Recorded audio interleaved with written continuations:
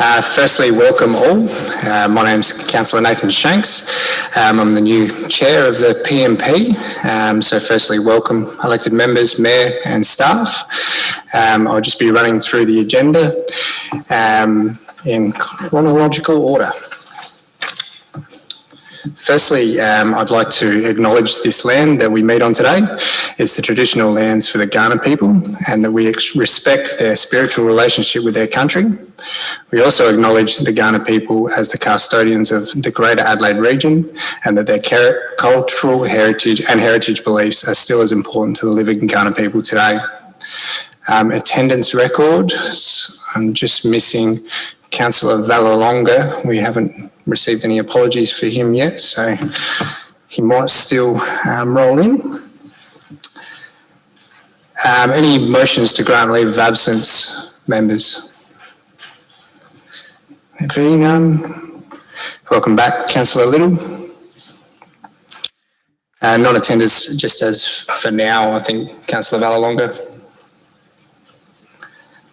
Declarations of interest, members. Being looking for confirmation of minutes for the panel meeting on the 17th of November. Councillor Hughes, you'd like to move that way? Have we got a seconder? Mayor Redmond? Any discussion? I'm going to put that to the vote. All those in favour? All those against? It is carried. Councillor Toys has called a division. Those all for, please stand and I'll call your names. 4 is Councillor Davies, Councillor Kosh, Councillor Goldstone, Councillor Little, Councillor Hughes, Councillor Samble, Councillor Fraser, Mayor Redmond. Those against, Councillor Tooley. The motion's carried. Oh, okay, yeah, sorry, and 4. Councillor Shanks. And now I have the special CEO Performance Management Panel, 23rd of November 2020. Do I have a mover? Mayor Redmond would like to move that way. Do I have a seconder? Councillor Goldstone. Any discussion? Councillor Tooley. Yep, I'll be voting not in favour of these for a couple of reasons. One, I wasn't at the meeting. I think we barely had a quorum that night. This was the meeting that a number of us had called, 3 of us I think had called as a special council meeting. And then we asked that it be done at a convenient time for the purpose of discussing issues like, very important issues like KPIs that we were advised actually we should do that by a Mr. Matt Hobby, that would be good process. And so 3 of us thought that was a good idea and we called the meeting. And then we were told that it was going to be at 5 o'clock, it was going to be rushed. And so we withdrew that request, only to have that request denied. And so a few of the councillors attended what was a very short, very rushed meeting. And there were a number of us who protested, both with our emails and physically by not attending. Some of us couldn't come, others chose not to as a protest. And it's sad because as a result, as the minutes show, there was allegedly a discussion about KPIs, but they're not owned by any of us. And the subsequent motion that came from that was again only barely passed. Many of these are only passed in the casting vote of the mayor, so it's very disappointing. The intention of those that called that meeting was to try to get some unity, was to try to build something out of what had been an appalling process for the external review by trying to get a fresh start. And I know a number of others from the emails that I saw were extremely disappointed, and it just felt we had the rug pulled out from under us, that we're back to where we were before, to factionalism, those that just want to blindly support and go ahead, those of us that are trying to actually perhaps have a fresh start on this and perhaps look at something that could be a useful tool, were denied that opportunity.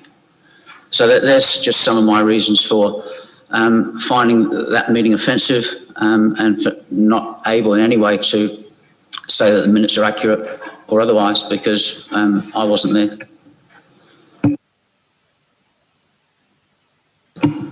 Thank you. Any other speakers? Councillor Hughes. Yeah, just briefly, it wasn't a bare minimum motion, it was a unanimous decision. We did have a detailed discussion and questions and answers with Matt Hobby, so it was quite a robust and quite a good meeting. The meeting was actually called to be held before the PMP meeting, so it was quite strategic with the timing, so it actually worked with that timing. The option's always there if a meeting's to be held to attend, and it did work quite well for a majority of councillors. So, Councillor Hughes, I've got a point of order. Councillor Tooley, what's your point of order? It says quite clearly we've got to be accurate and honest. Councillor Hughes just said this happened before a PMP meeting. That's not true. You can see here from the fact of the minutes, there was only one meeting that night. It was the special council meeting. It did not happen before a CEO PMP meeting. He is factually incorrect on that. He's also factually incorrect on the numbers. There was barely a quorum. There was a significant number not there. The point that the people who were there voted in favour is factually correct, of which I think there may have been 6 people. But the other 4 people were not there. So I've said this before about statistics, lies and damn lies, etc.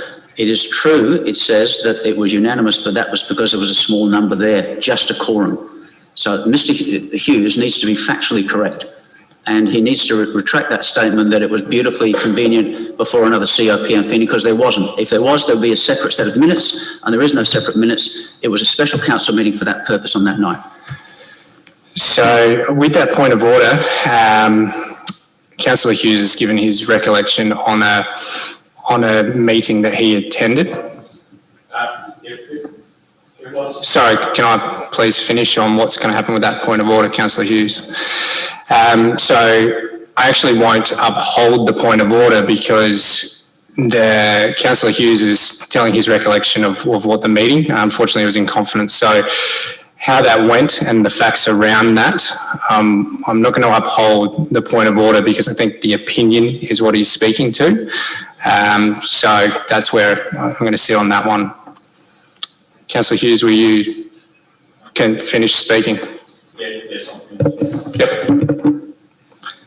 Thank you. Any further discussion on that? Councillor Koch, I saw your hand up before. Were you? Okay. So I will choose to speak on this. I personally won't be supporting the minutes only purely because if I'm not at a meeting, I like to go back and watch the recording. Obviously, this meeting was in confidence. It was called, as Councillor Tooley pointed out, by some of us that wanted to get our heads around the KPIs based on the conversations and the advice that we received from our consultants.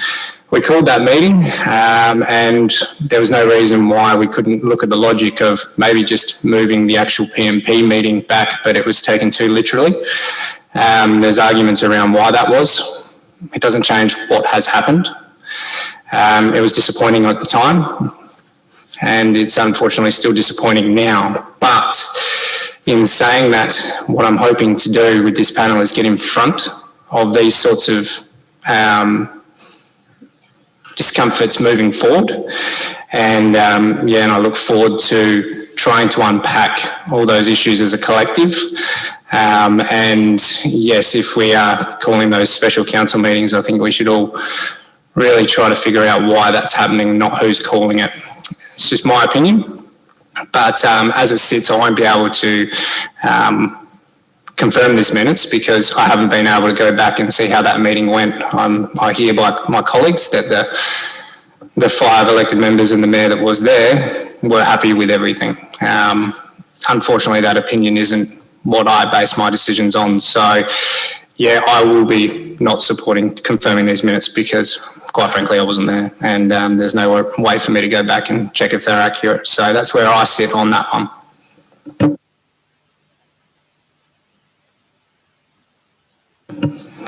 and I'm chair, which I realised I am still talking. So I'll put that motion if there's no other discussion to confirm the minutes of the 23rd of the November meeting. All those in favour? All those against? The motion is carried. Councillor Tolley's called a division. Those for, please stand.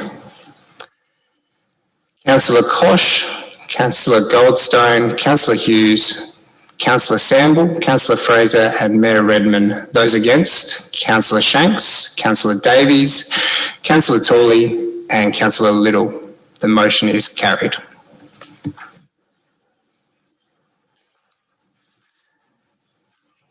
Business arising from minutes.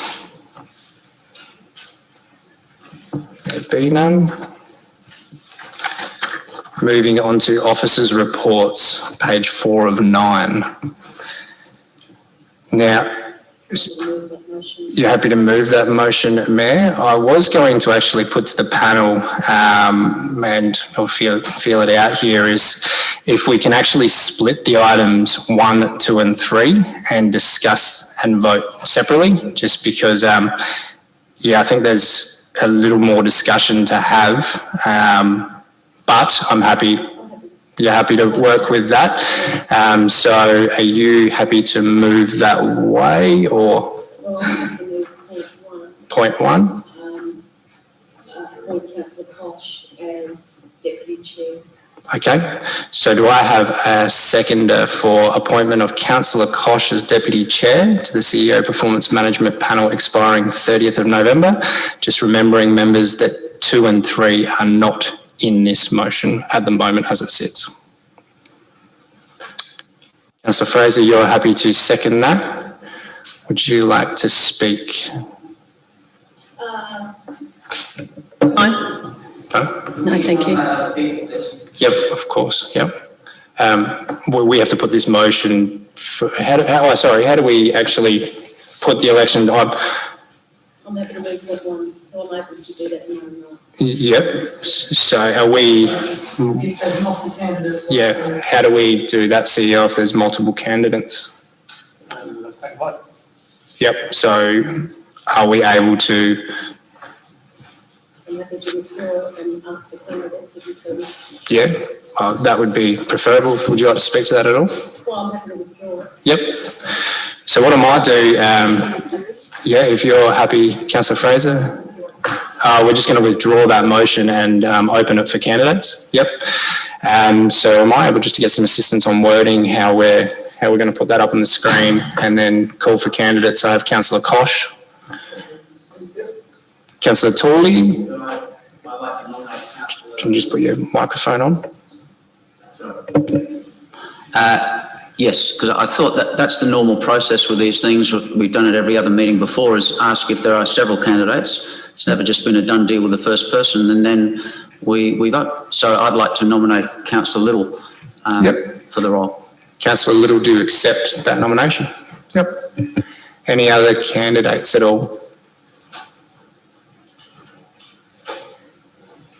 So typically while we're getting this going, I would like to give the opportunity to the candidates to maybe, yeah, I guess sell yourself for the role. Councillor Kosh, you were nominated first, if you'd like to. Yeah, thanks, Chair. Look, I've been on the PNP, I think, since I've been on council, so that's 10 years. So I've been through a number of iterations of the CEO's performance. I was also involved in the selection of the CEO. I've chaired other committees, and I'm quite keen to see this committee develop sustainable and realistic performance KPIs for the CEO and support the CEO through achieving those. So I ask you to support my nomination as the Deputy Chair. Thank you. Thank you. Yeah.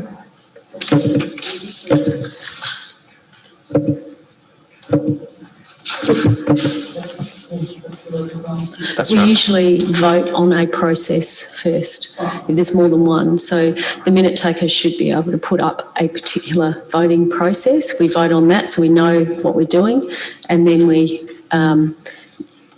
make our vote. To the ballot, yeah. Do the ballot after that. I think we've sort of gone through the process. So while they're just getting the wording done, it'd be just good to listen to the candidates, just for efficiency if we could. Councillor Little, are you able just to give us a few words? Yeah, I mean, I'm a bit like Councillor Koss. I've been chair of, I'm still chair of the IAS committee. I'm chair of the Balfour committee at Norma. I would like to be in this position because I think I bring a fresh ideas to the PMP committee. Haven't been here for any prior other things that happened on that committee, and I think I can bring some fresh thoughts to it without being in the old school, as I say. I want to bring fresh ideas to how I think the KPI should be done. So that's why I'll put my hand up. Thank you, Councillor Little. If we got the wording. Just putting up on the screen the standard process that we apply at this point. Yep.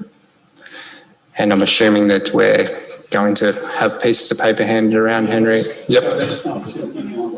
Yep. Yeah.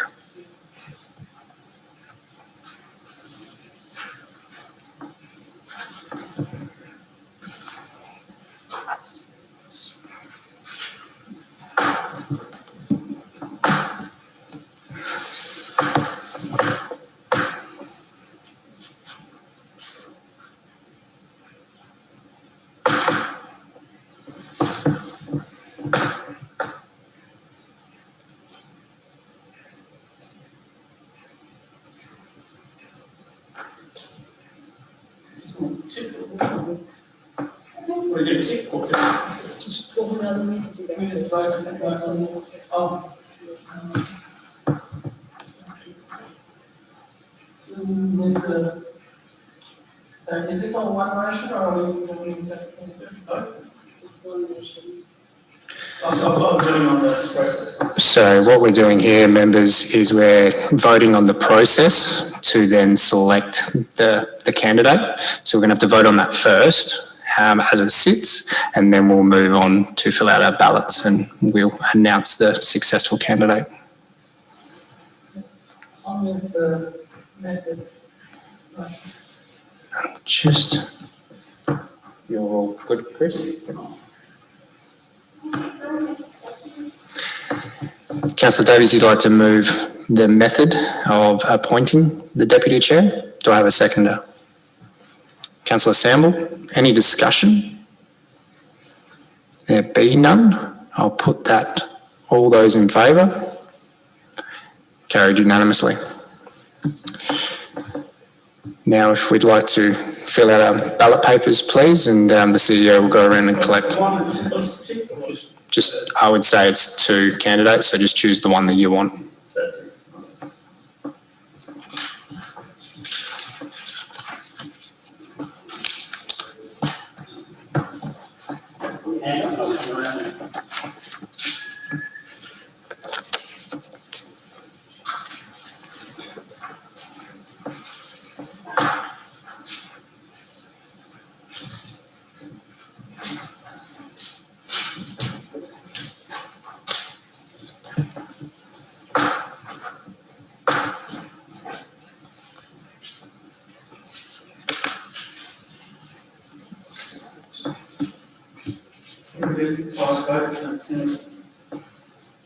We defer the item, I assume.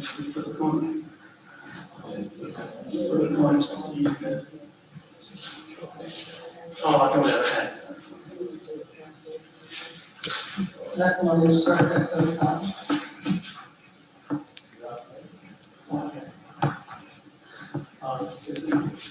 Oh, there you go. Do you want me to not? Or you want?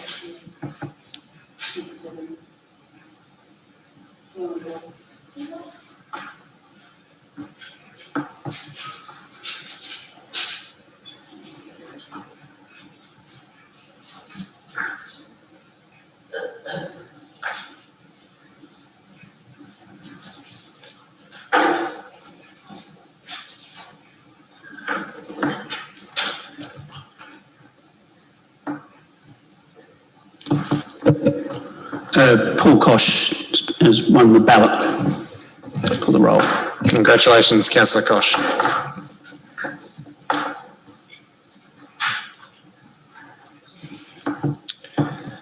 Okay, So that's...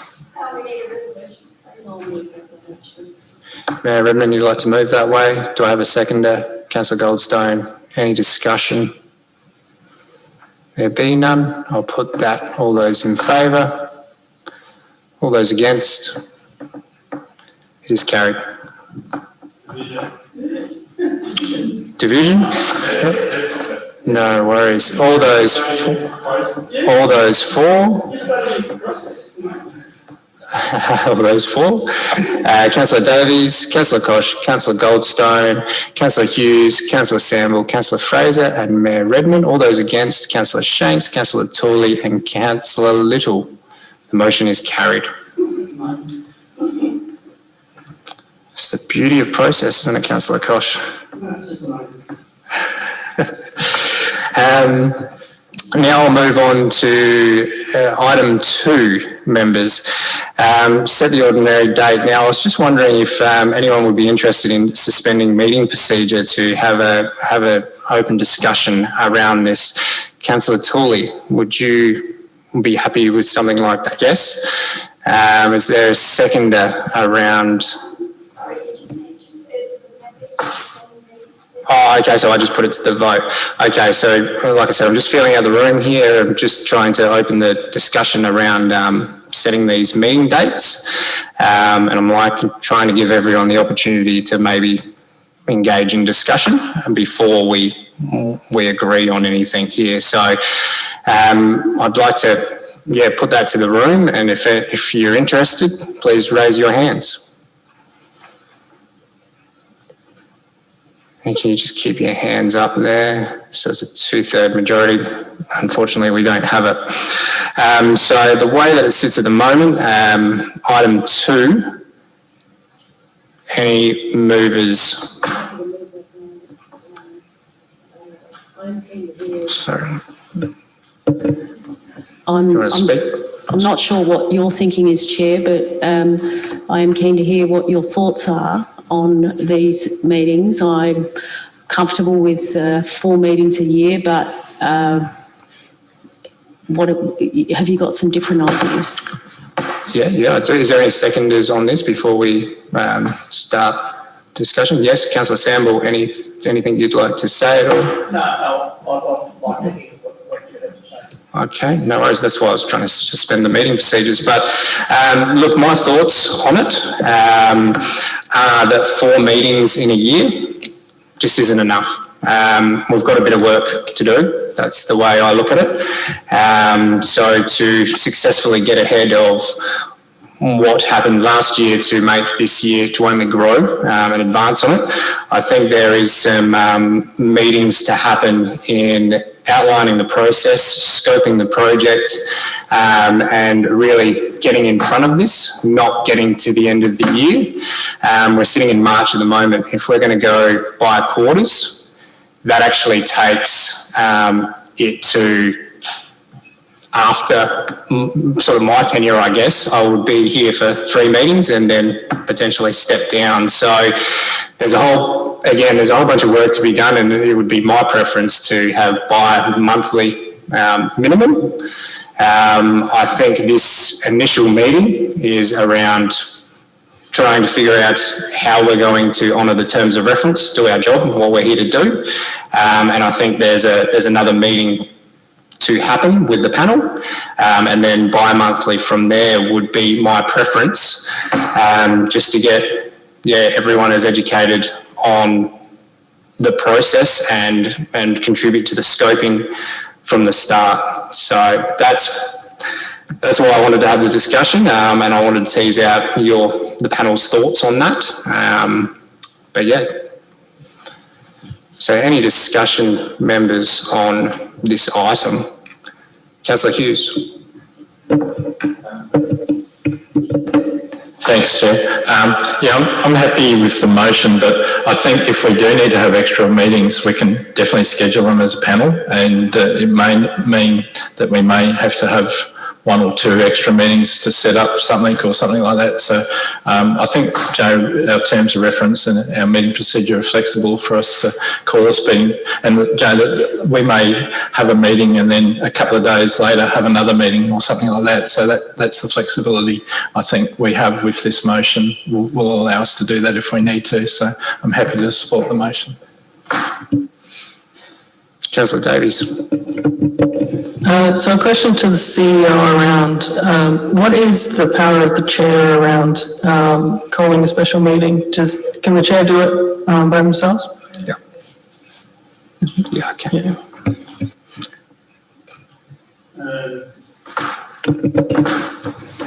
I must admit I need to check with governance on that, whether the chair in the chair's own right can call a meeting, or it needs to be with, as per the other provisions for calling a special meeting with 3 or more members. So, Christy, do you? I believe it's the chair or 3 members of that panel. Or, right, okay. Yeah, so I actually checked on that today, and you're right, Chris. Okay, right. Yeah, I was just trying to give a bit more consistency in what I was pushing forward, given the special council meetings that we had to call last year and how that all played out. So,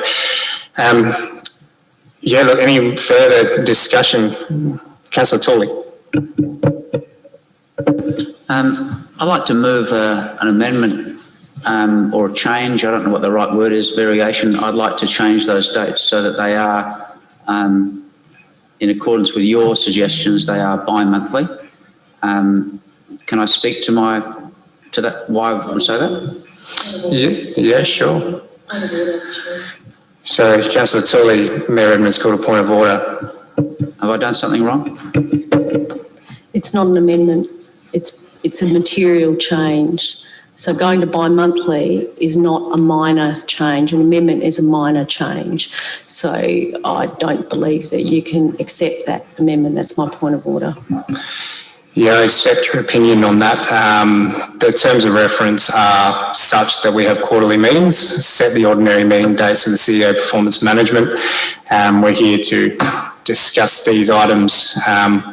Councillor Tooley is offering up a chance to, a different version of the same thing. We're setting ordinary meeting dates. They might not align with what's in there, but it is setting up the meeting, so I won't uphold that. Councillor Tooley, would you like to finish your discussion? Yeah, I'd just say 2 things. One, as I've witnessed with the Mayor, the Chair has the right to allow things. The variation is always at the discretion. It's always subjective, it's not objective. And whether the Mayor views it as a material is her opinion.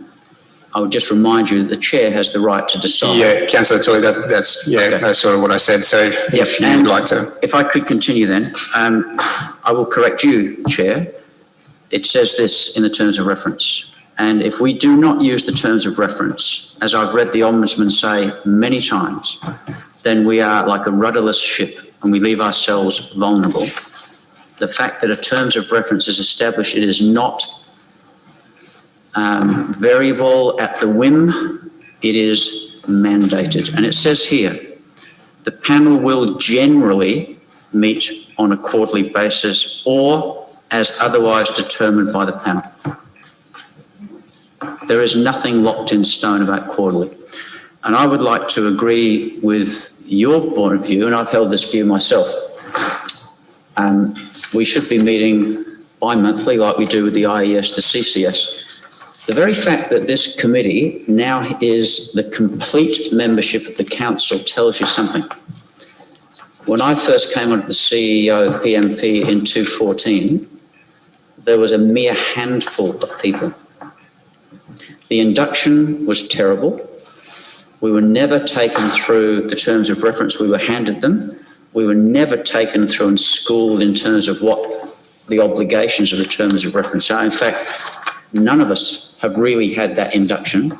And so there are aspects of terms of reference that have come up for this committee, the IES, the CCS, which have not been fulfilled as the terms of reference say. The very fact that we're here tells us that this whole issue of the performance of the CEO has become very contentious, and that's why everybody wants to be here. Therefore, it makes sense. We need to get this right. We have a terrible situation that's a legacy from last year. We need to put the time and effort in. We need to get this right. We need to get unity. And the only way we're going to get unity to the benefit.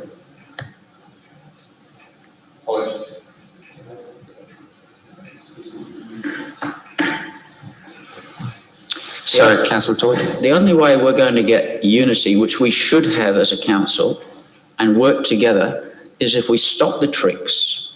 We stop the things like that special council meeting, we'll rush it through anybody. We'll ignore that faction that doesn't like it. We'll let the dominant faction rule. We've got to get rid of that. And the only way we'll get unity is by playing fair and open and taking the time to build the trust back against ourselves. And to that, we need time. I mean, the fact that this agenda came out the way it did tonight, which I believe you weren't even consulted in, is just wrong. And if I get the opportunity, I'll share more about why that was wrong later.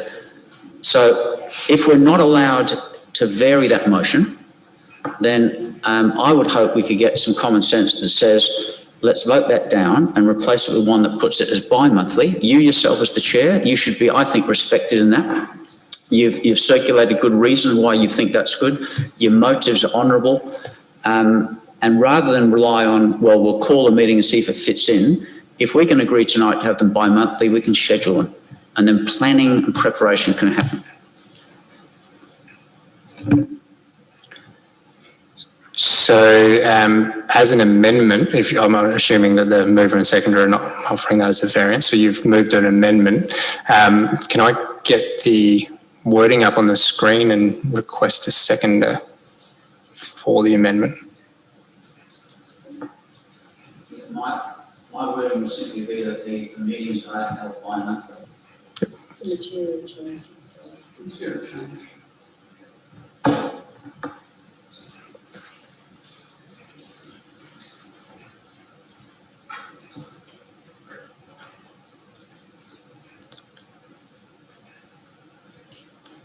Do I have a seconder for this amendment?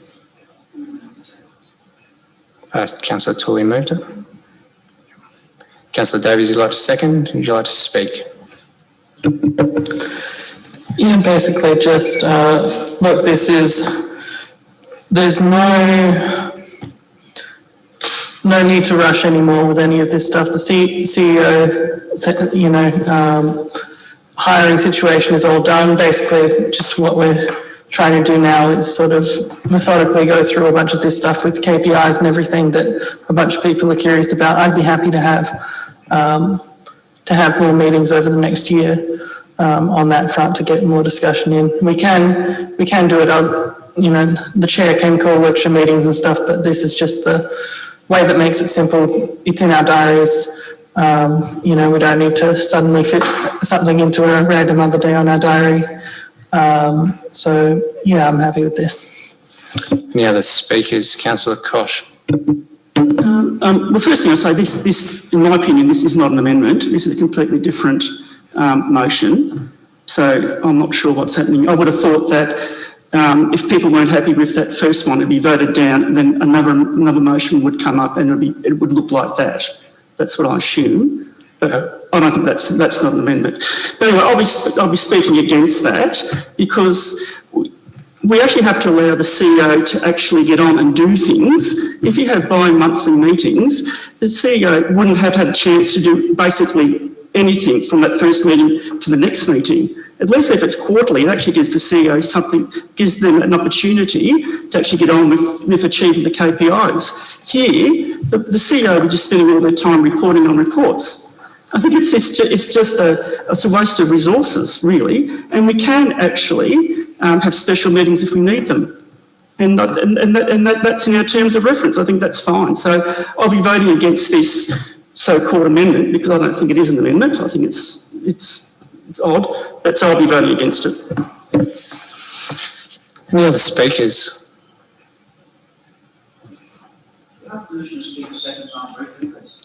You'd like to seek leave of the meeting, Councillor Tooley? Have to put that to the panel. Councillor Tooley seeks leave of the meeting. Does he have it? Hands up. I don't believe you have it. Councillor Tooley.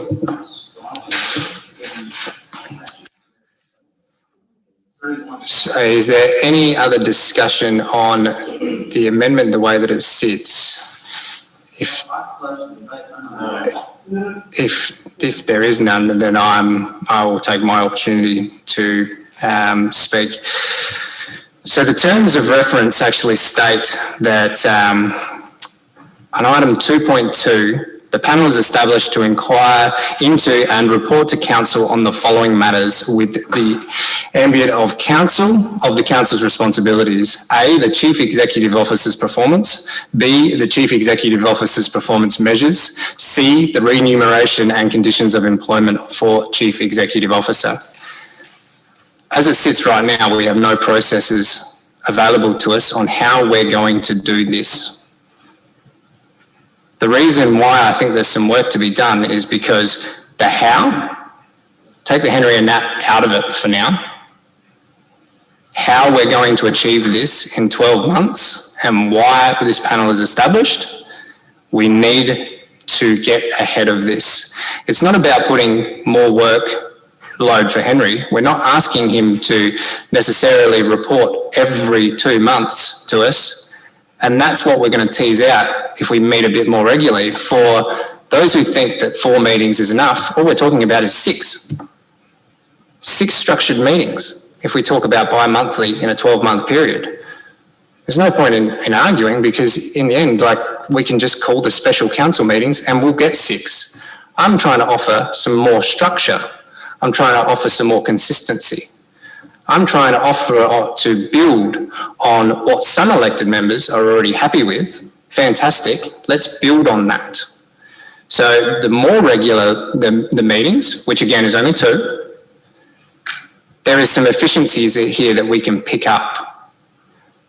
So that's why I'm supporting the bi-monthly, and it being a change, an amendment to material change. Look, we're going to have to agree to disagree on that, because this is about setting the dates. Yes, we have a recommendation from the person that wrote the agenda, but the panel hasn't discussed this yet. That's what we're doing now. So I'm going to put this. Do I get, as a mover, do I get to...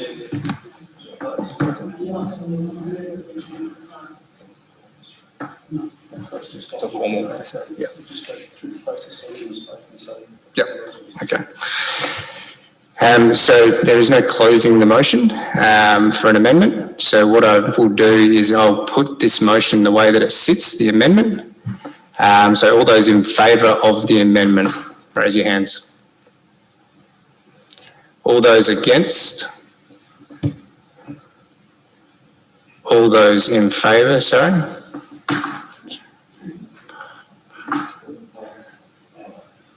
That's a tie. Okay, so I might ask for some assistance here from governance. Does this item now get deferred? There's not much for the amendments was, so that's null and void, so back to the motion of amendments. Okay. So as a tied motion, that's a... Okay. Councillor Toy's called it a division on the amendment. Those for, please stand. I've got Councillor Davies, Councillor Tooley, I've got Councillor Little, I've got Councillor Fraser and Councillor Shanks. Those against, Councillor Kosh, Councillor Goldstone, Councillor Hughes, Councillor Samble and Mayor Redmond. The motion is tied.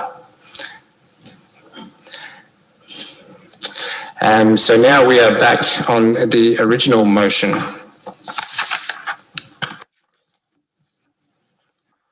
And would you like to speak to? Yeah. Is there any further discussion on 2? Who was the seconder on that one? Sorry, Councillor Samble. You didn't want to speak to that. Any other discussion on the motion as it sits?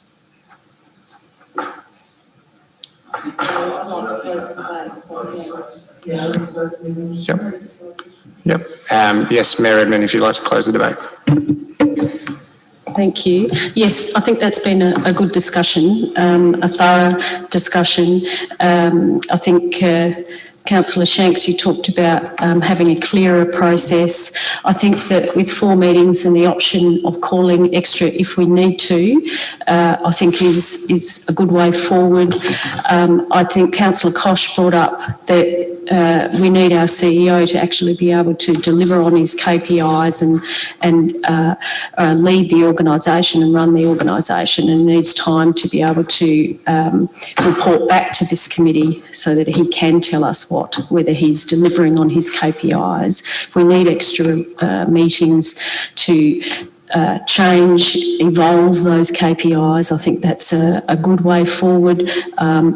We can talk about those KPIs later in the meeting. So I'll leave it at that and I'll close the debate. Thank you, Mayor. I'll put that. All those in favour? All those against? The motion is carried. Councillor Toy's called a division. Those in favour, Councillor Kosh, Councillor Goldstone, Councillor Hughes, Councillor Samble, Councillor Fraser, Mayor Redmond. Those against, Councillor Davies, Councillor Tooley, Councillor Little and Councillor Shanks. Motion is carried.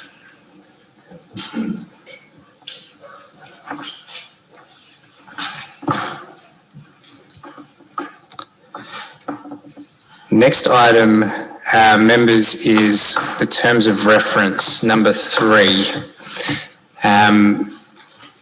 Again, I'd actually like to have the opportunity to suspend meeting procedures on this one, to have a conversation around the terms of reference, the way they sit, and any discussion points that may come of it.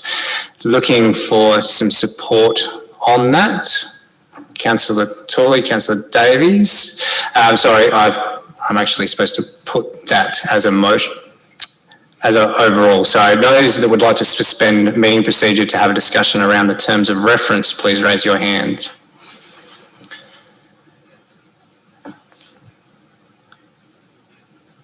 And it's still, well, it has to be a 2/3. Yeah, so therefore that one's lost.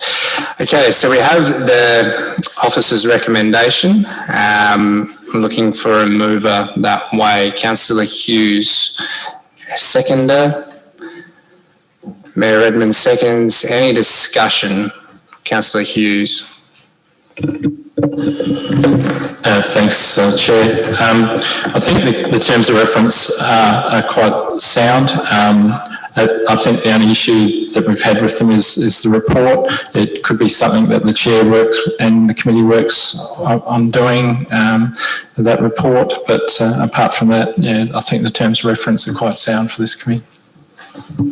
Mayor Redmond. Thank you. Yes, I think that the terms of reference gives us a fair bit of flexibility. I think it is good to have it noted. It is good for us to look through those terms of reference. Thank you for raising that, Chair. I think an annual report, I don't have an opinion about an annual report one way or another. It is in our terms of reference. Personally, I think if we have more than 4 meetings a year, I think that's, and if we've got every council member on this meeting, I'm not sure why we need to do an annual report to council. I think it's a bit of a bureaucratic layer that perhaps we don't need. However, I'm happy to leave it in there and work with that and see whether it is needed. Thank you. Any other discussion? Councillor Tooley? Just a couple of questions before I speak. The first question is, the terms of reference are very clear about the membership. It says the membership has a minimum of 5. It doesn't say that the mayor has to be a member. The mayor is a member because she nominated to be a member. It's not because of the status of the mayor. So. But my question is, why is the CEO here, and why does he stay in during these discussions when many times I think there's a conflict of interest? That's my first question. Shall I answer that one here? Well, I think it's good practice for the CEO to be involved in the discussion pertaining to the operations and the performance of myself and the organisation. Depending on the nature of the conversation, there may be the council might get to a particular point where, depending on the conversation being had, it might be appropriate that I declare a conflict, or I declare an interest and I leave the room, as I've done in the past. But I think for the purposes of this agenda and the general nature of the conversation to be had, both now with what are sort of administrative matters, and when we get to the confidential the report, I think it's more than reasonable and appropriate that I do stay and participate in the conversation. I've got a couple of questions. Given that when I read this, it's a very important document that says this committee has the responsibility to monitor the performance of the CEO. It talks about the recommendations for employment. All of those things are in there.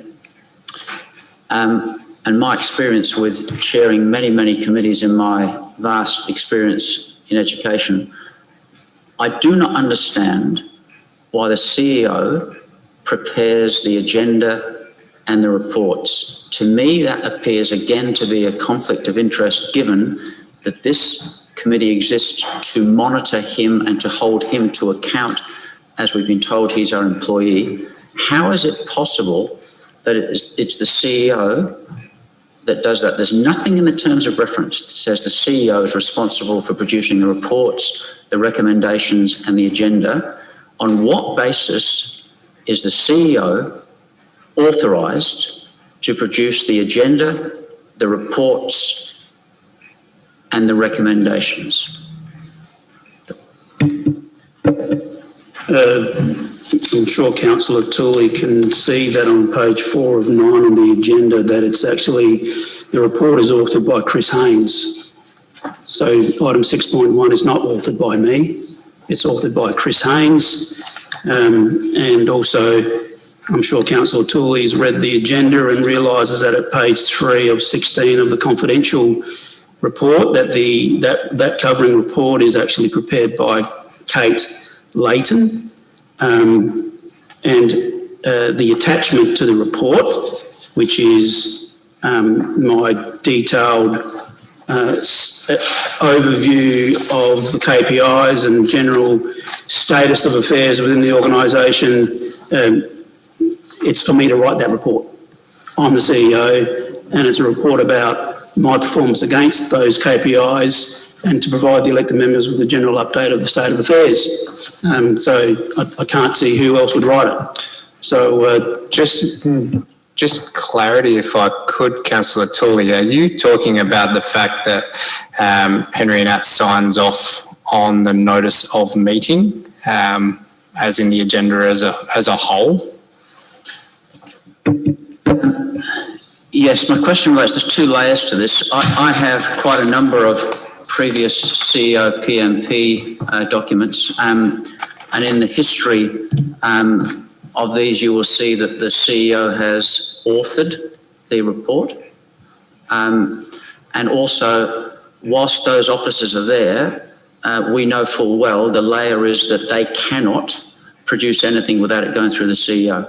They produce those reports, they go to the CEO authorises them, and often will say to those people, I want this changed, I want this modified. That's what he does, which is the influence that is concerning. So just trying to pick out the question, if I can, are we trying to understand the process on how each panel member can contribute to the agenda, i.e. dictate what we're actually going to be meeting on, what's the process around that CEO moving forward? As it sits right now, obviously we received an email that highlighted the items that we were going to have on the agenda. The agenda is signed off by yourself. So just, yeah, on moving forward, what would you recommend is the best way on how, yeah, we can sort of take ownership, I guess. Well, through the chair, at items 7 and 8 of the agenda, it does provide for list of items for discussion, either at this meeting and or items for discussion at future meetings. So that provides a great opportunity for members to flag particular areas of interest.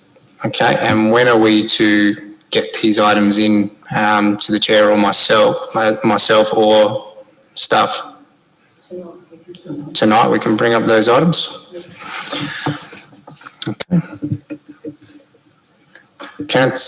Another question there, Councillor Tooley, and then I might go to Councillor Davies if she's got any questions as well. That's all right.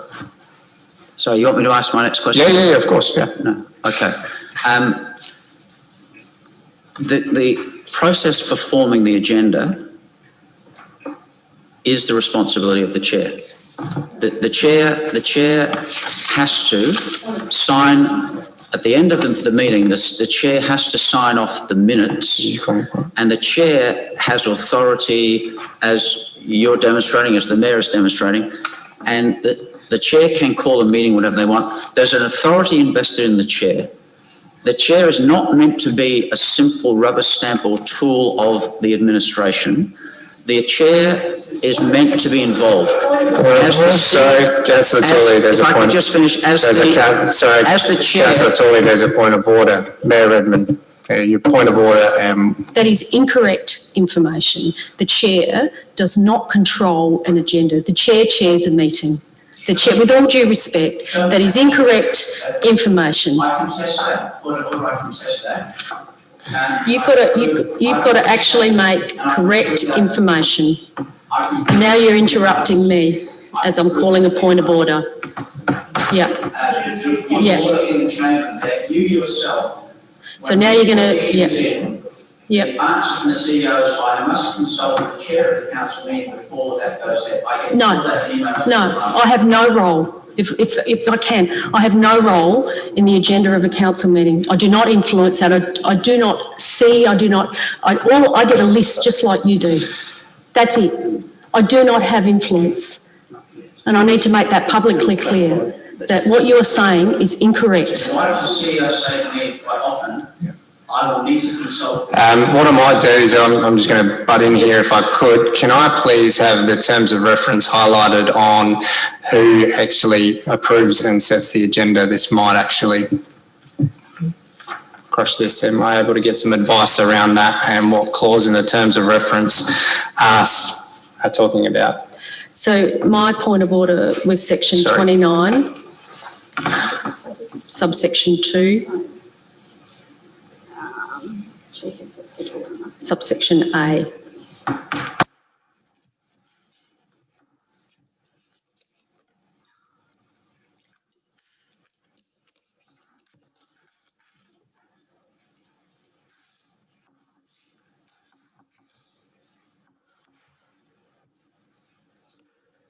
Bear with me here, members. No problem.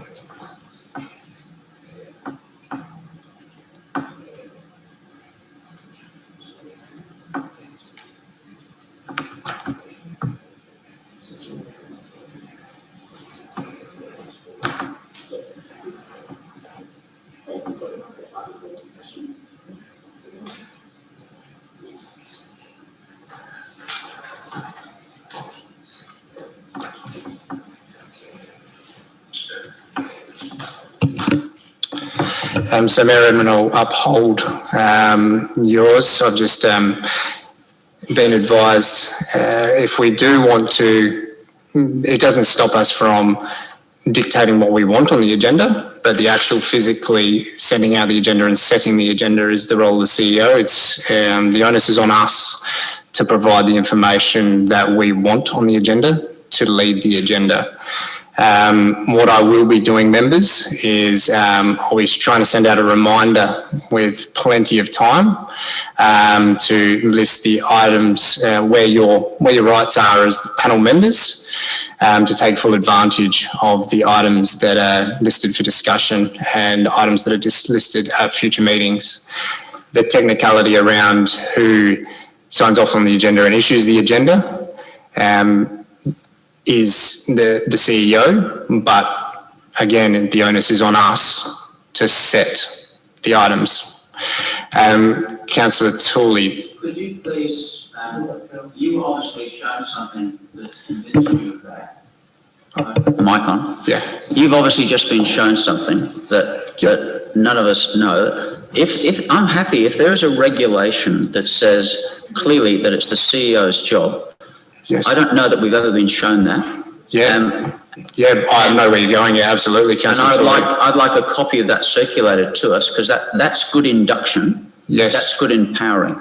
Yeah, absolutely, Chris. Am I able to just request that what you just showed me there around the Chief Executive Officer's obligations around the technicality of setting the agenda, if you can send that around to all panel members, that would be, highly appreciated.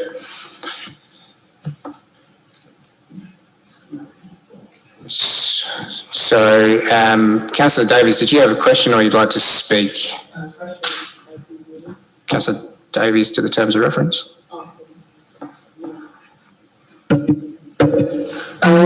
So a question,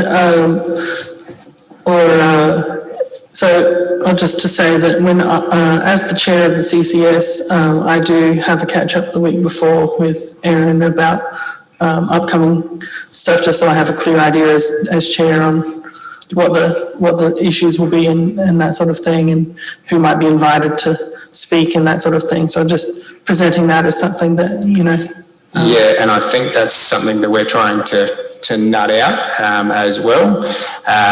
So yes, just trying to get in front of those items, and so yeah, take on board what you're saying, Councillor Davies, and definitely trying to move that way.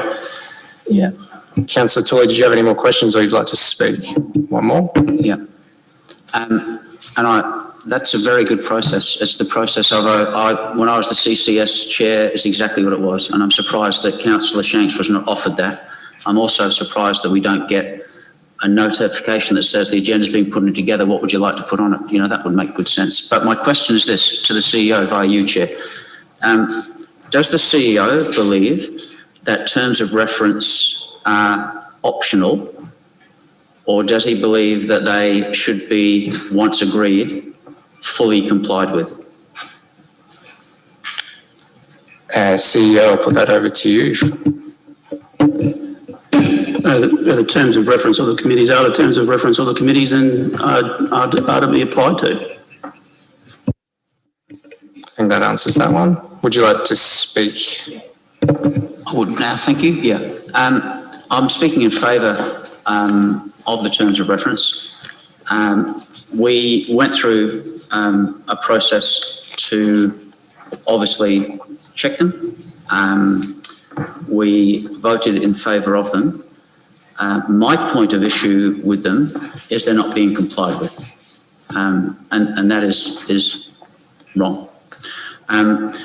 When the CEO presents his report, as he typically does, to a meeting, and it doesn't say here that he has to, it's a process that the CEO does, that is a self-reflection. It is not an annual report. It is not a review. It is the CEO's own views on his performance. There is no empirical or rarely any empirical evidence to back up the claims, and it cannot be used as an external or internal review. Review by definition means that we check, double check and cross check whether the CEO is performing well, whether he's meeting his KPIs. It is not appropriate according to the terms of reference and good practice, to simply say, because the CEO says I'm doing it, that it is necessarily true or to the level it should be. So we need to be very clear about that. It's very nice that the CEO presents his view and snapshot, but it has not ever had the scrutiny of other people looking at his work through a critical lens. I mean, critical in the sense of politically correctly critical, not to be critical, but a critical lens to look through. That's what we're meant to do. So we need to be clear on that. If we, as a committee, actually operate according to these, and if we can get some degree of consensus, we could actually achieve some pretty good things as a panel. We could take out ambiguity, we could take out game playing, because we're sticking to the rules that have been determined. There may be a time when the terms of reference are reviewed and we would go through a proper democratic process to do that. But as they are, we can't pick and choose. If we look at, if you could turn to point 6, the reporting requirements. I've circled here there are 4 on this page, but I think there are 2 points which are particularly important in the reporting requirements. This is of the CEO PMP committee. This is not the responsibility of the CEO. This is the responsibility of the committee. We know that we are accountable to the council. That's the first point. The second one, we'll adopt a risk management focus.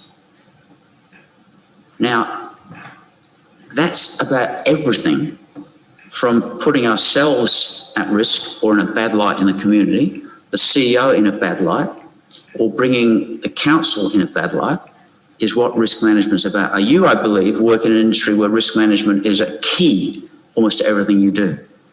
I believe that we did not bear that in mind and we did not act in a way that minimised the risk last year.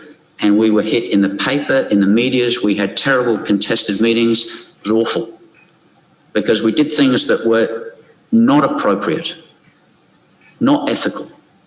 Moving motions to push stuff through to avoid the scrutiny and the decisions that we previously said unanimously we would do was just wrong. Obviously, the point about the minutes. And then point 6.4. It doesn't say in 6.4 the panel may produce. It doesn't say if the panel would like to. It uses much stronger language. It says the panel must produce an annual review report for consideration by the CEO, by the council, by the end of each calendar year, outlining the work of the panel. Not outlining the work of the CEO, outlining the work of the panel in our job, which is defined on the earlier pages. That is what we must do.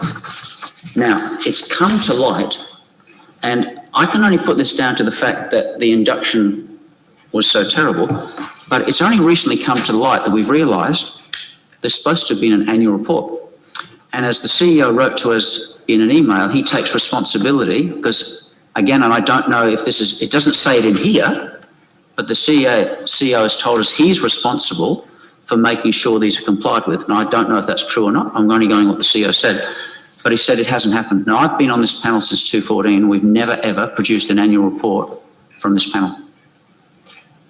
Now, the reason I find this a real strange and hurtful sticking point is that I am a person who regularly gets the rules and regulations thrown in my face, inflexibly, to say, you can't do it, Councillor Tully. And yet here, on a big issue like that, it's just been let go. Now, I think there has to be an answer to that. There has to be more than just, I got it wrong. That's a serious breach. And we cannot allow that to happen. I think you've got some questions circulating through email too. So, yeah, hopefully we see some answers for them that hopefully answer some of those queries. Any other discussion? There be none. I'll take this opportunity. The terms of reference, I chose to. I made the recommendation that we should probably have a look at this. The reason I wanted to open up the discussion is just so I wasn't worrying about time of people speaking, etc., etc. Look, I see the terms of reference very easy to follow. It's not a lengthy document. It's not a wordy document. I do note that we adopted it in 2018, 27th of the 11th. That was probably our first meeting as the elected body, the new elected body. So, yeah, there was something, I think, not quite right there on a new term, especially 6 new members coming in and adopting this terms of reference. In this particular case, I think the terms of reference actually is quite clear. It's easy to follow. Taking over this role, my first point was to go through the terms of reference and try to outline what the PMP is actually exists for. And this, to me, is the document that we go back to. Whenever we start getting into the political sphere, we need to go back to the terms of reference and go, how are these discussions actually contributing to, again, A, B, and C on under item 2.2? And that's where we need to approach this in such a way that allows us to have that flexibility in conversation, but achieve what we're here to achieve. So my first point of call was, all right, well, in 12 months' time, I'm going to have to produce an annual review report. I, as the chair, am going to have to produce a report, and I'm going to need my panel members to assist me in producing that report to feed into council. Now, it's just a coincidence, a series of events that has netted every elected member on this panel this year. I want to get this panel back to a point where we don't have every elected member on here, and the processes are sound that if there's only 4 or 5 members, what's coming up to the elected body as a whole is consistent, factual, data-based, and an annual review, in my experience, is to do that. I don't see a lot of work here. All I see is an opportunity to snapshot what has been achieved in the last 12 months. So personally, I'll be pushing to abide by the terms of reference because, again, this is, I think, our rule book on what we're here to achieve, and that's a big part of that. I merely asked the question to see that report because I'm trying to get in front of what my expectations are. It seems that it wasn't there last time. Look, let's move forward and let's produce an annual report now that can go to the elected body this year and years to come. Let's set up a template that's efficient, effective, and it gets that process right. So I'm happy to support noting these terms of reference, and I do note that we can also discuss these at future meetings if we do reference any tweaking that we may need to do with whatever comes out of the work that we're here to do to abide by these. So, yes, looking for a closer. Councillor Hughes, would you like to close the debate? Happy as is. Happy as is. So I'll put that motion. All those in favour? Carried unanimously. Thank you, members.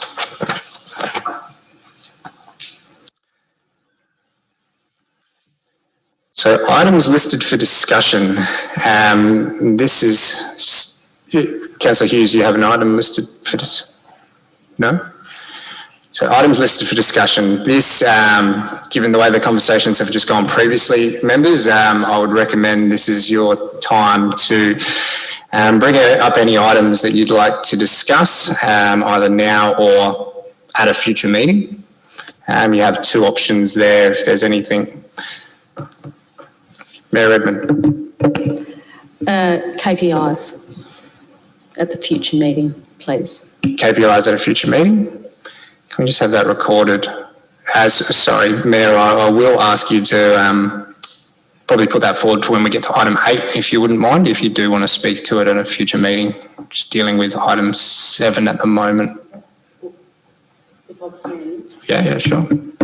The item 7 is items that are already listed, but given this is our first meeting, we won't have any listed. So that's where I'm trying to open up the discussion around, Yeah. yeah, so 7, I've got a bit of a list here that I'll probably be putting to 7.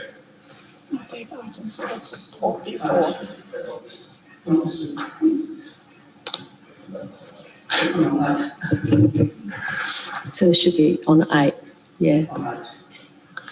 And then next time they'll be on 7. Does that make sense? It does. Councillor Toy, you got a question? Understand where your confusion might come. Typically, you'll see in the agenda the word nil written.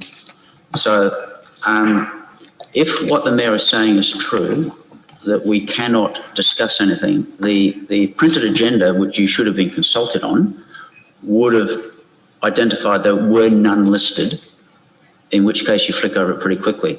I think you've come to this, and I can understand why, thinking, well, it was blank, it didn't say nil, therefore this is where we could discuss items tonight, which is what I think you want to do. The second item is to actually list them. We're not going to discuss them. So I can understand your point where you want some things discussed now. And I just wonder whether technically you are able to do that because the word nil was not printed in there. And you have tried to have, suspended meeting procedure. And I think we should respect your wishes as a new chair. And if you've got some items to discuss at 7, I think you should be allowed to do that, is my view.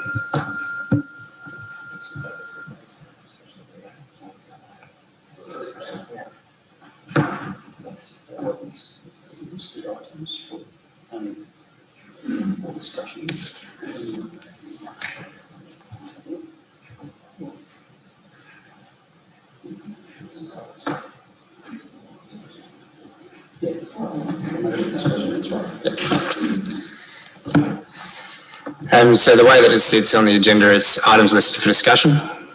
I understand that this is the first meeting, but I'm actually going to flex my muscles here and allow items to discuss at this meeting as per 7. 8, we can also list items for discussion at a future meeting. But yes, I have some items that I'd like to bring up with my colleagues tonight moving forward.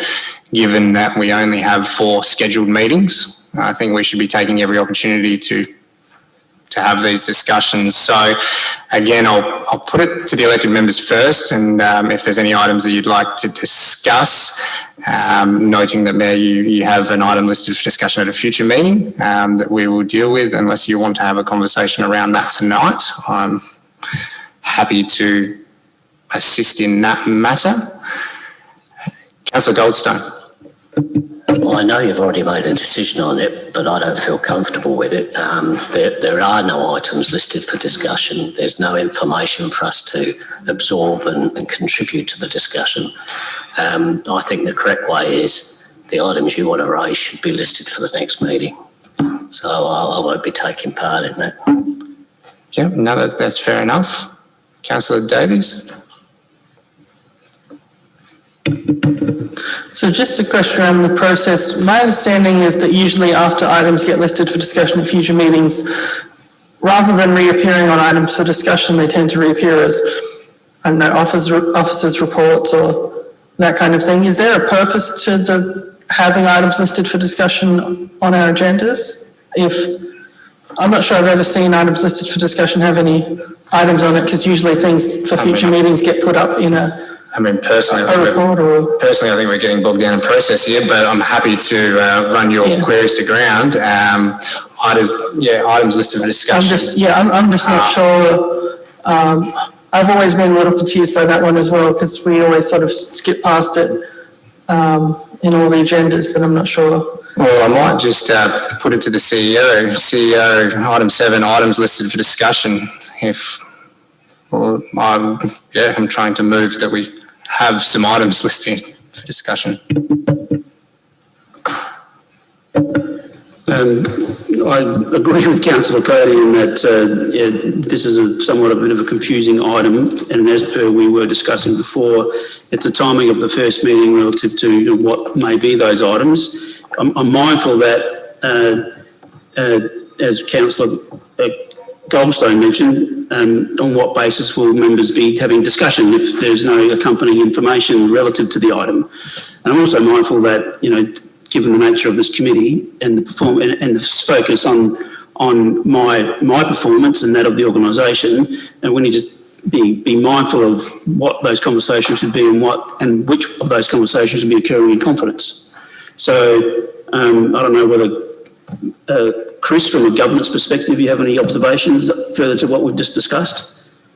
Yeah, no. If it was to go to do like processes, you can discuss them and put them into discussion or put them into a future meeting to be discussed how you want to do things, but not necessarily like a report. More of a discussion. Yeah, I mean, I can guarantee that nothing on my list is sensitive because I know we're not in confidence. I wouldn't entertain any risk of talking about things that should be in confidence. I'm just trying to take opportunity to discuss logical ways forward. Items listed for discussion to me is that logical spot. So Councillor Samble, did you have? Chairman Nathan, the interaction, I mean, Councillor Tooley is quite vocal with a lot of things he says and everything to this nature, and we're here tonight. It's not in confidence, but there's nobody else here. That pigeon sitting up there looking at us at the wall, that's all there is. The interaction, if there is a problem with the CEO, isn't this the type of meetings that we should be having that interaction? I mean, it may well be that when it says item for discussion or, sorry?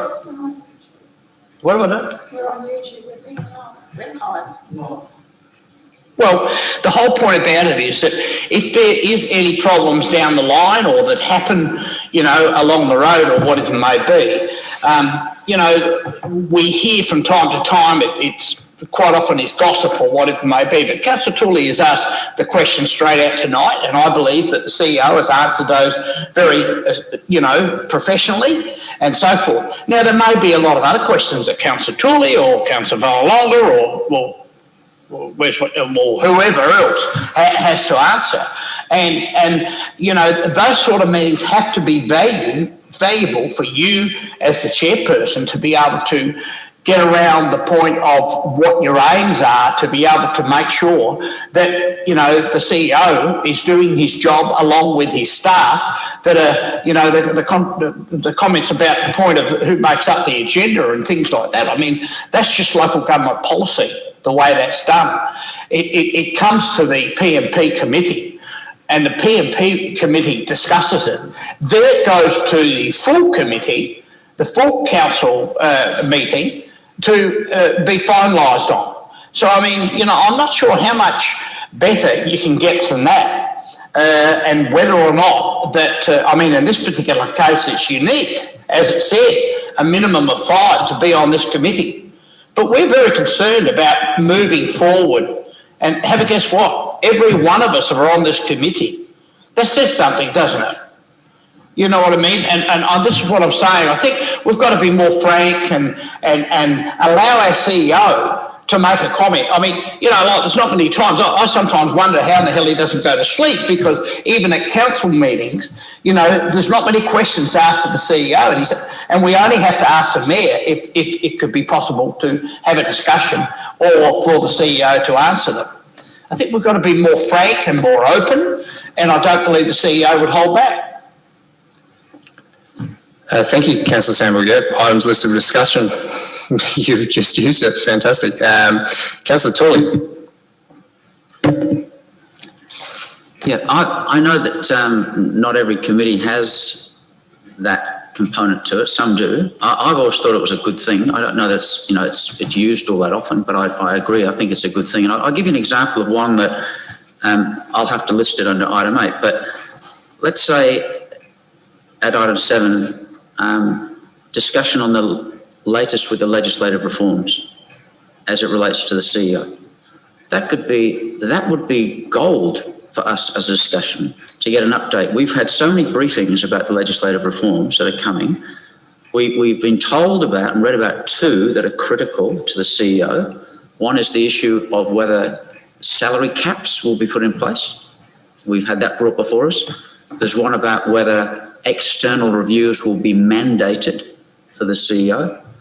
So to have a discussion at this group on those issues, to invite the CEO to give us the update, and then what happens is, in a discussion, it might emerge that a good motion needs to be put. That is why I've always thought strategically, number 10, motions without notice, because then it can emerge and it could be from that brief discussion, we say we need more information. The motion of notice is that a report on the legislative reforms comes to council or COPMP.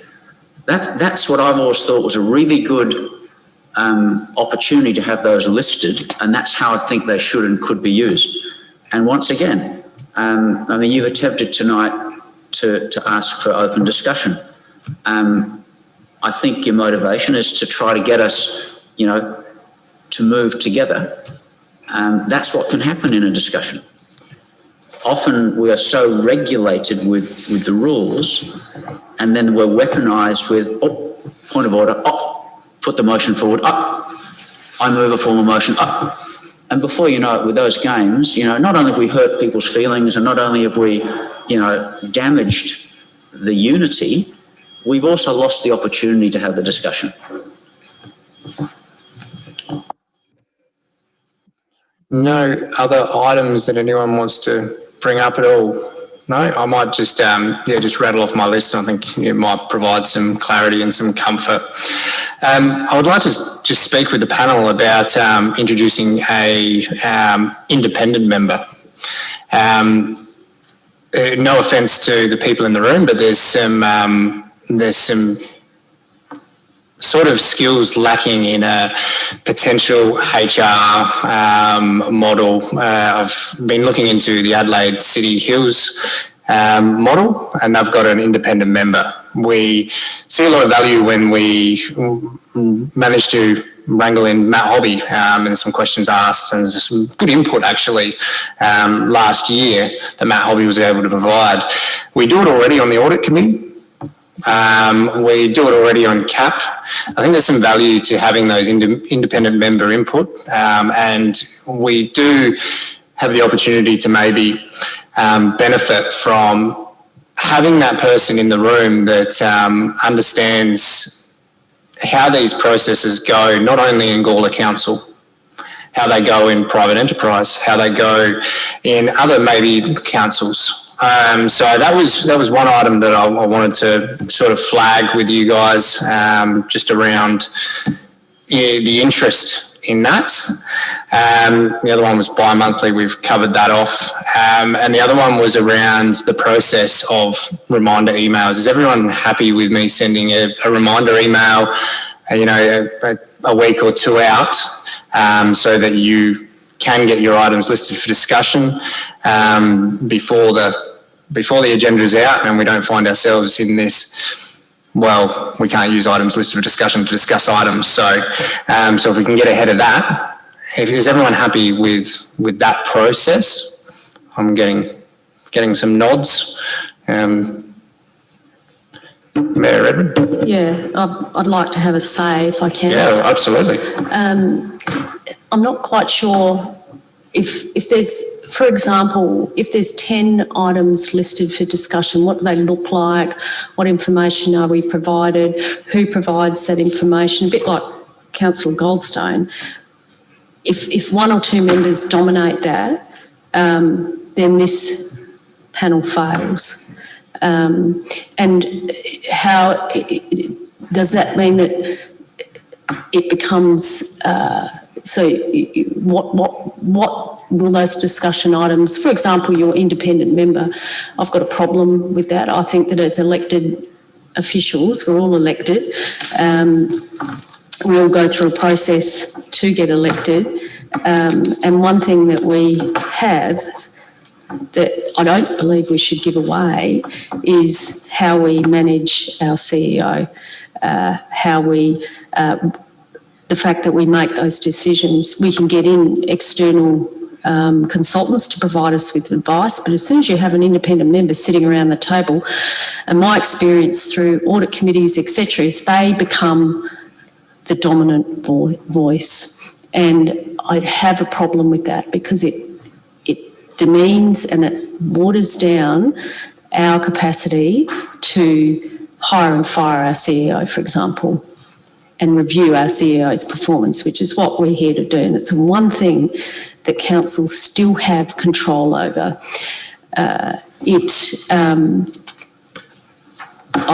It was suggested that the audit committee, as the initial discussions around the reforms, was that the audit committee should take over the role. That was knocked out purely because many councils and many elected members felt that that would water down the one thing that councils have. And I really think we need to be careful with that. Appreciate you've got your opinion. I don't agree with it. And for those reasons, I think that the independent member becomes a very loud and very authoritative voice. I think we've all got different skills around this table. I don't happen to agree that we don't have skill around the table and that others, an independent member will automatically have more skill. I don't agree with that at all. I have never agreed that the CAP should have less elected members, but government dictated that. I think that our communities have lost as a result of that. So I get very concerned when we start bringing in independent members because they will have a louder voice, and I don't think we should water down our role, which I think is a very strong role. We don't always agree, that's fine. That's what we're here to do, to have debate. And then, we have our decisions and we respect those decisions. But you start bringing in independent members and, we'll just sit back and become passive. And I think that would be a mistake. So just on that, then, does our $33 million budget, is that watered down because we've got independent members on our audit committee then? I think we have to have independent members through audit committees. So, I actually believe elected members are the ones that control the budget. The audit committee advises council and... So on this committee, are we not advising the elected body? We are the elected body. Well, right now we are, but what happens when... Why do we need somebody? We can get an external person to do a review, provide advice, but we're the ones around the panel that actually should have the debate. I don't agree that we need an independent member. I don't think it will add value to what we're doing. In fact, I think it will water it down. Yeah, I guess the strength, and again, thank you for these conversations. That's why, I wanted to have these conversations. I guess the 10 of us that sit on this panel right now should not be able to be bullied by a professional consultant that's role is to professionally review employees at this level. That's why we hire consultants externally. I guess my point is benefiting from the knowledge in the scoping stages, in the same way that the CAP have the independent members that you and I sat on the panel that chose our independent members, and why we chose our independent members was because of their experience with town planning, their experience in maybe design, whatever was coming across at that time. We honoured that process and we have strong members, independent members, because of that. What I'm saying is there's 11 of us in this room, we're all on this committee at this point in time. Imagine if we scoped and found an asset that we don't have to, we can tap into at every single meeting. We don't have to call them along and not allow them to participate in conversation, or only allow them when we deem it necessary. Imagine the amount of questions we'd be able to run to ground. So that's why I wanted to have that discussion. And like I said, I honestly, I thank you for that discussion. No worries. Thank you, Councillor Goldstone. Councillor Davies. So just a question around our requirements for this on a like state government enforcement level. So are we required to have a PMP, and if so, what's the sort of minimum in terms of? So at the moment it's 5 members, elected members? So, well, not these terms of reference, but in terms of the state government requires us to have a cap, for example. It requires us to have parts of an IES. Is the PMP one of those required? Are you able to answer that, CEO, or do you want to take that on notice?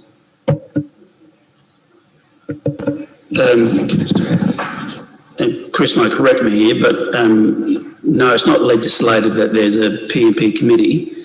The council has decided through the terms of reference to form this committee to then facilitate sort of the processing of the performance review. Sure. The performance review itself, is that a legislative requirement? What are the requirements around the CEO from the level of not just council requirements, but the requirements on all councils?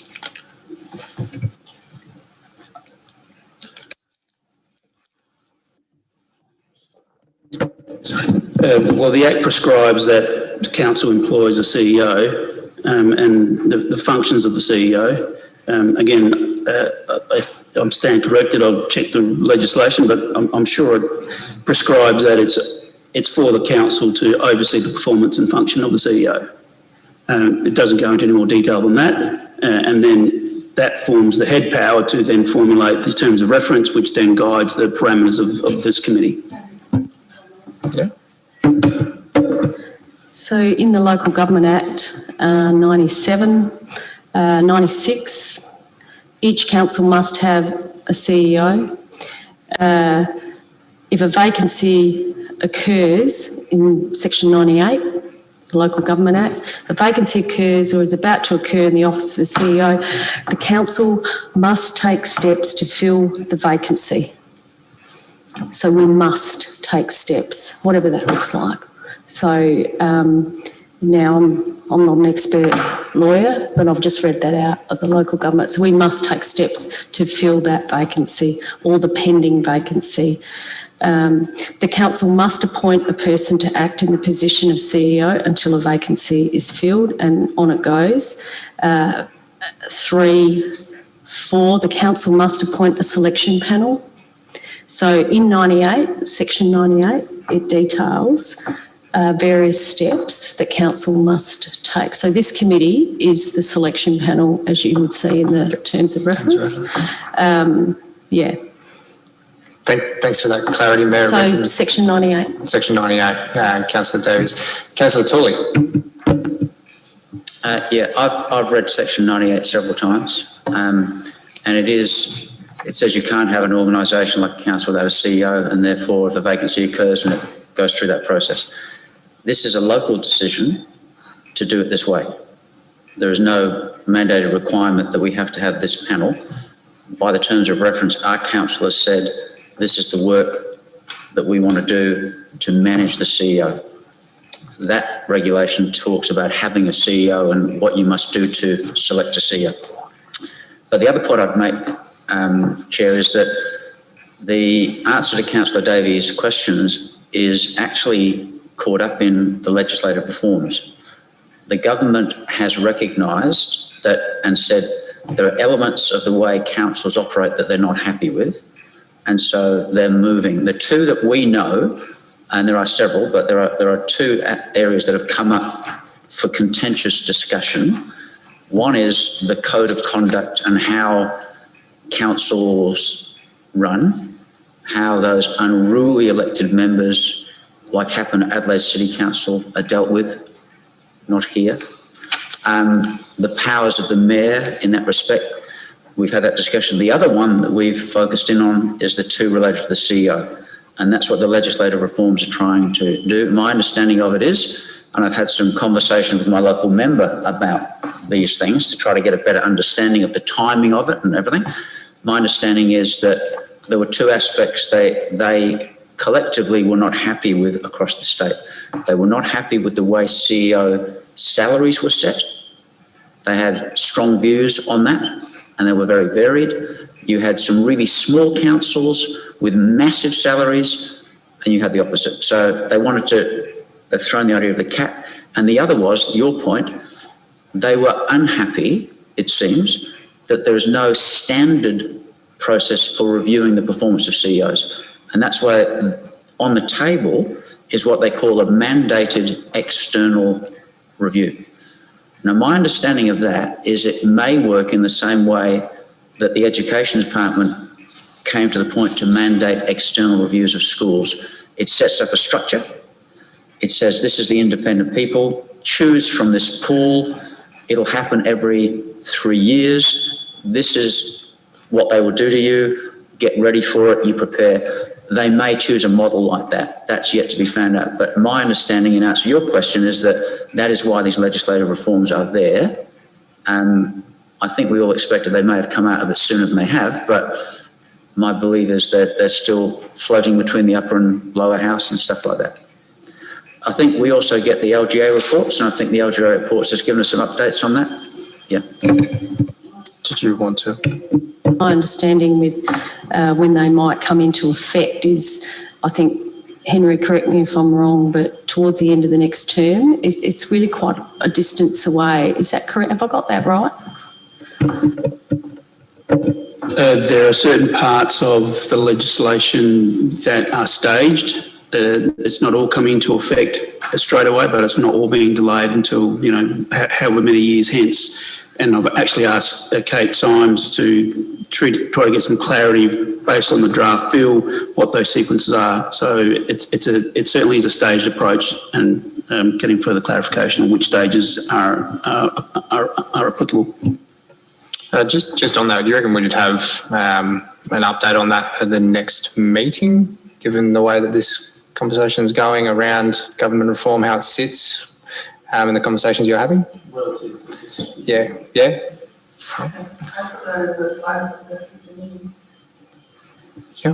You'd like that for items at future meetings? I think we seem to be merging the two in together, but oh well. Effects of government reform. Do you want to chuck your microphone on there? Effects of local government reform on CEO process. Yep.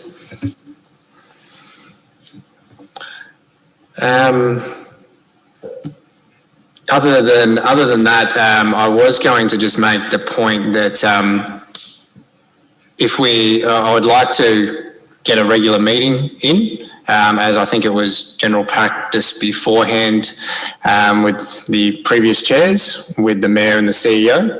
I'm for that meeting. I think that there's some constructive items to be able to discuss that are PMP related. I just will be sort of suggesting that I will like to just take very general notes.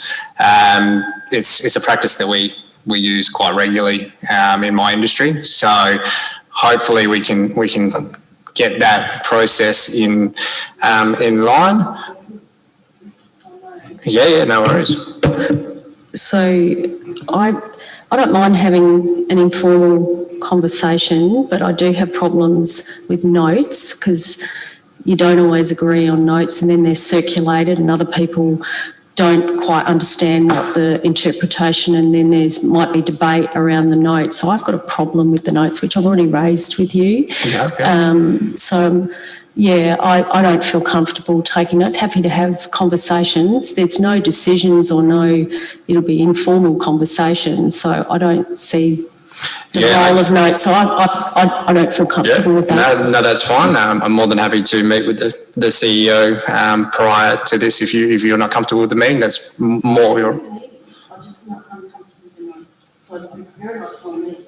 Yeah, I guess my experience, I've never, the note taking that is very basic in our industry, I never have to worry about any ambiguity around the way that it happens.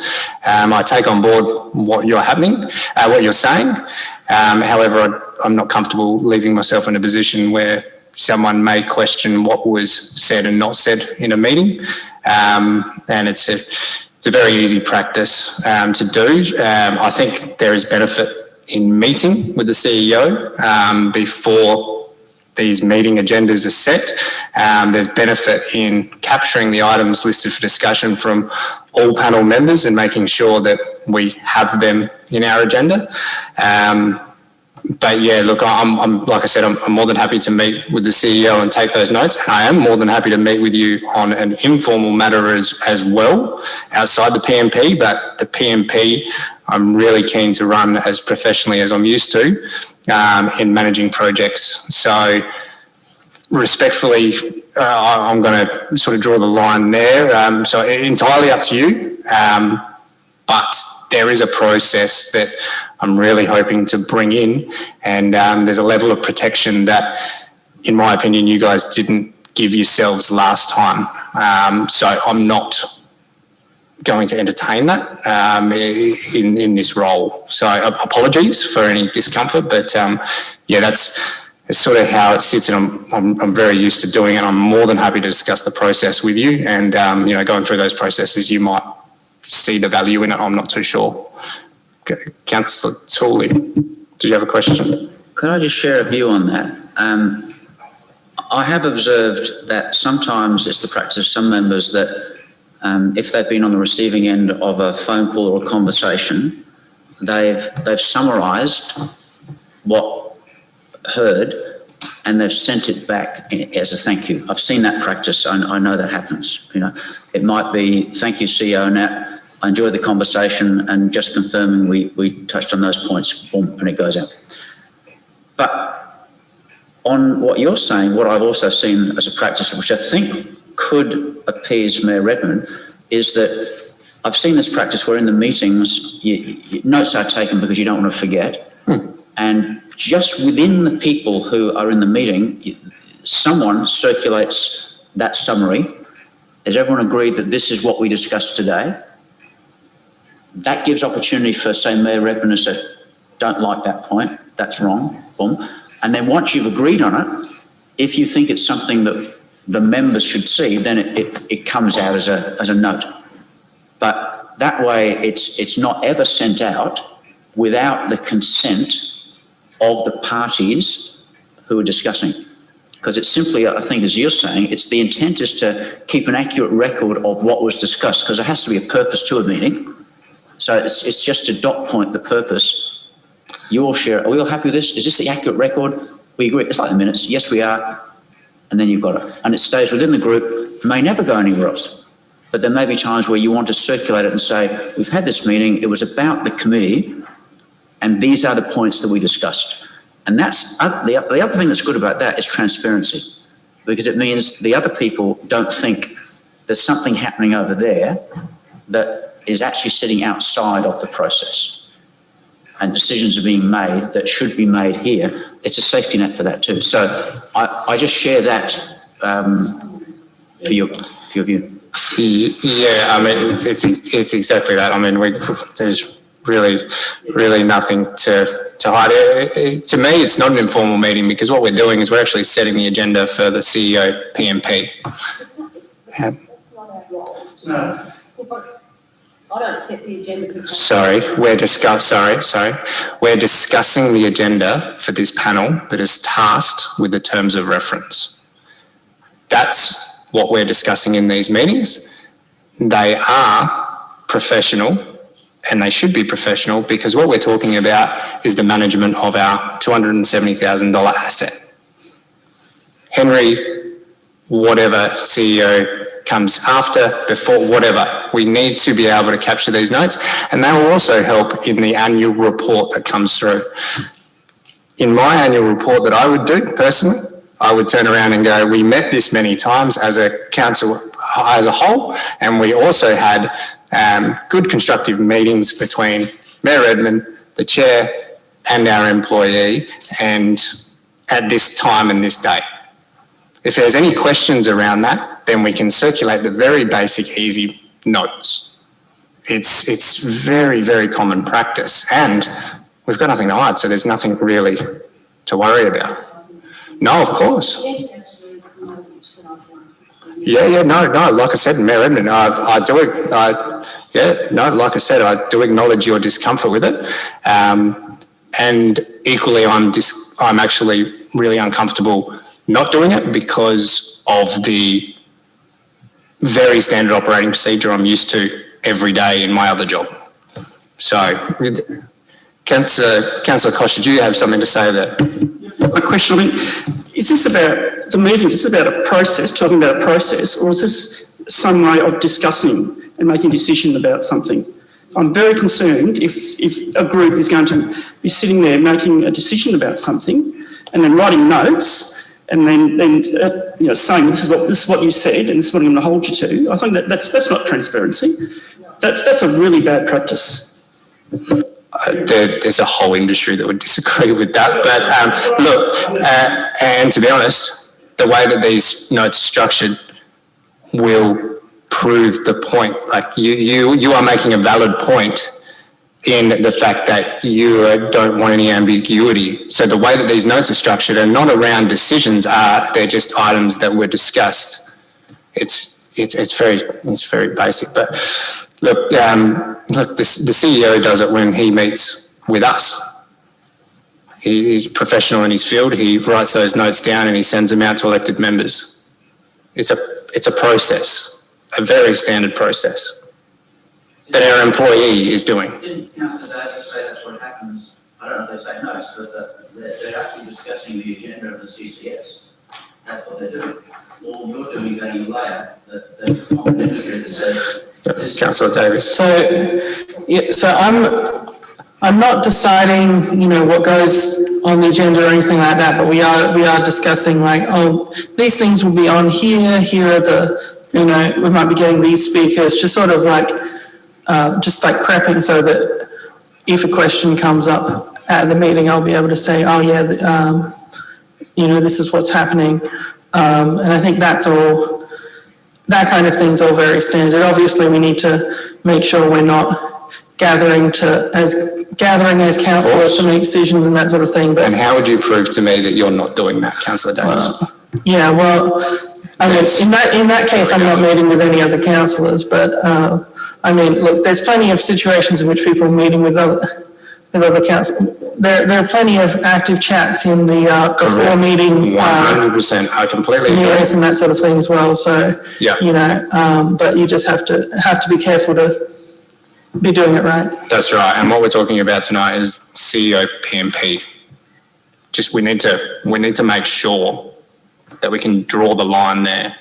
So anyway, look, I think we might be going around in circles here. I think we'll try to work constructively on seeing where we can take this and what options are available moving forward, because the value is there in those meetings, and let's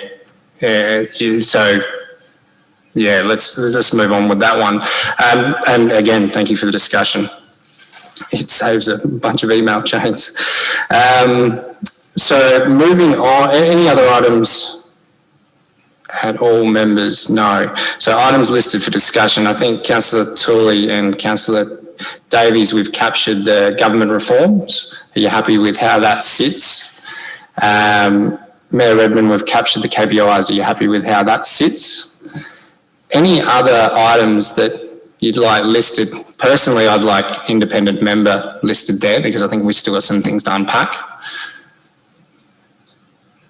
Any other items? Members? Councillor Tooley? Just the mic. Just your mic, Ian, if you could. The nature, scope and structure of external performance reviews.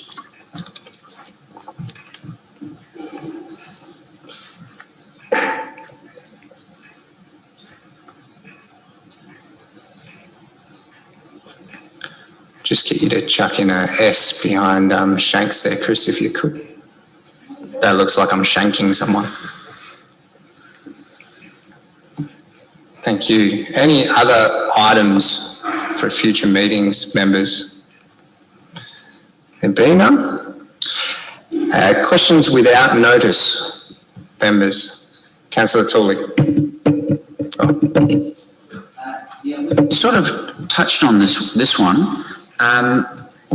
It's common practice in council meetings to put in motions on notice because we own that committee and officers, they put their business forward. I just want to be clear on this process because we don't have one called motions on notice. We have one called motions without notice. And I think we'd all agree that the danger with a motion without notice can be that you don't have time to think and prepare. And as the terms of reference make it clear that we own this for a correct purpose, am I right to think there is nothing to stop a member at any time putting forward a motion on notice to this committee?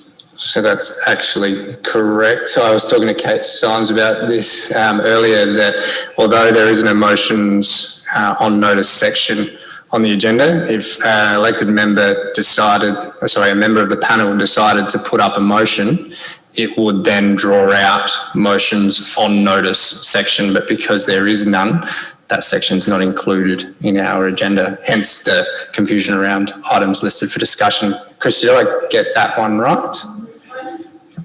Yeah, so just to be clear, like for any council meeting, if we thought there was a discussion item or a motion that was relevant to this committee, we could submit that for inclusion in the agenda. You could, yes. Okay. And yes, I did see clarity around that today. I will just really make it clear that it has to be a CEO PMP matter and tie it back, I would ask, on why this motion is going in relation to the terms of reference. Yeah. That's the only thing I would flag. Yeah, I wouldn't think it proper for me to move a climate change motion here. Look, if you can tie it back to the terms of reference. I'd like to. But, can I ask one other question? Yes. Without notice of clarification. Okay. I just want to go back to these items listed for discussion just to be clear. Mm-hmm. Like we're listing them now. My understanding of that terminology means we will actually have what I think Councillor Samble is advocating for, and which I think we've witnessed tonight, is that at those items, we will have the opportunity for discussion like we've had tonight. That's my interpretation of items listed for discussion, is we are to discuss items. Where I think we might have got a little bit bogged down in process is the items weren't technically listed in text, and I chose to list them. Sure, thank you. Yeah.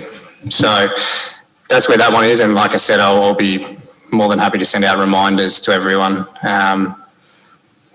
to take advantage of those items. And again, equally, I would just really make it clear that it needs to relate to CEO PMP matters. Any other questions without notice, members? Be none. Any motions without notice, members? There be none. So moving on to confidential reports. You're happy to move that way, Mayor Redmond, to go into confidence, as it sits? Absolutely.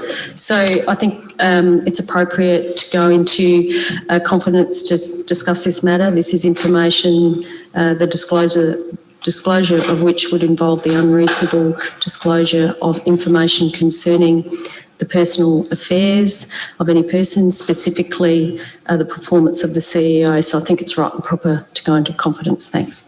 Thank you. Do I have a seconder? Councillor Little, do you wish to speak? Any discussion? Councillor Toy. True to form, he doesn't like going into confidence, and I particularly don't see the reason here. The listed, it says, specifically the matter relates to the performance of the Chief Executive Officer. Well, we have been talking about those sort of things tonight, and I've had a look at the recommendation, and I've had a look at the report that the CEO has prepared, and I'm at a loss to see why any of that should be in confidence. if you take the CEO's report, is he not reporting on his performance? Why would you not want that to be in the public realm? So I don't understand that. And we've been privy to the dot points, and again, I don't think those dot points, they're just business dot points. They don't expose anything of a personal nature. So given that where we, in all cases, should be open and transparent, which is what we're told, I do not see there's good reason to go into confidence. So I'll be voting to not go into confidence. Any other discussion on going into confidence, members? There be none. I'll put that motion. All those in favour to go in confidence? It is carried. For those watching at home, we've gone into confidence, so we will now be switching off the live feed. Thank you.